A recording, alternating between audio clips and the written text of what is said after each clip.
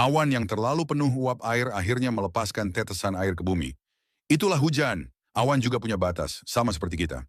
Halo guys, hujan adalah merupakan rahmat bagi seluruh alam. Baik tanaman yang ada di muka bumi, manusia, tumbuh-tumbuhan dan hewan lainnya. Tahukah Anda bahwa ada titik-titik daerah tertentu ketika hujan malah menjadi bencana? Seperti contoh di video ini, yaitu di daerah Semarang. Ketika hujan lebat dengan intensitas tinggi, daerah tersebut tidak dapat meresapkan air hujan ke dalam tanah. Akibatnya terjadi banjir di mana-mana. Semoga di daerah kalian tidak terjadi banjir ya guys. Kita sebagai manusia yang beradab dan bersahabat dengan alam, agar tidak membuang sampah sembarangan, tidak menebang pohon secara liar, membuat saluran air di daerah masing-masing, membuat resapan air hujan di rumah masing-masing.